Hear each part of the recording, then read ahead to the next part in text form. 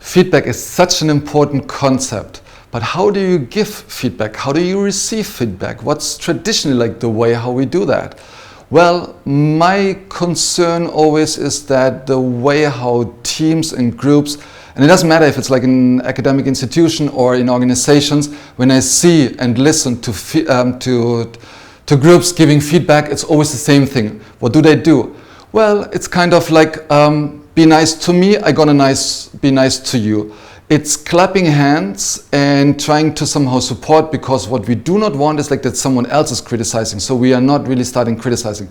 But it's not about criticizing. That's a wrong concept. What we should focus on is on a constructive, positive, non-judgmental way of doing feedback.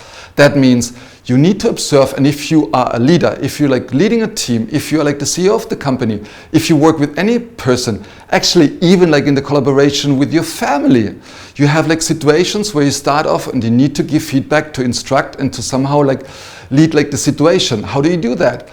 Observe first of all, non-judgmental feedback.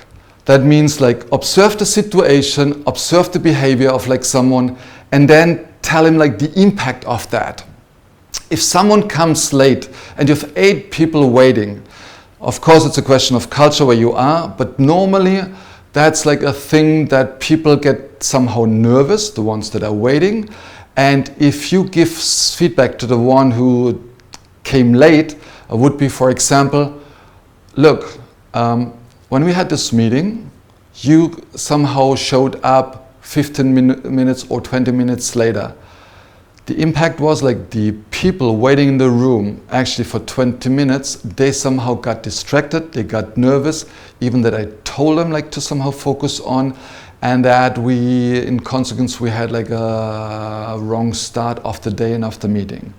So that gives the person you are giving feedback the possibility to change behavior, because in the end it's about like changing behavior. So don't criticize, don't do hard attacks, because it doesn't make sense, and people definitely will not react on that.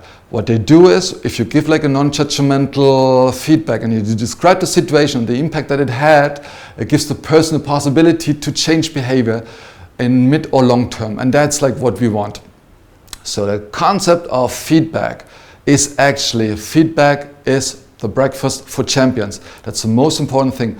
That's, again, it's about self-awareness, and we need people around us. And we need to somehow train ourselves as leaders to give feedback in a constructive, non-judgmental way.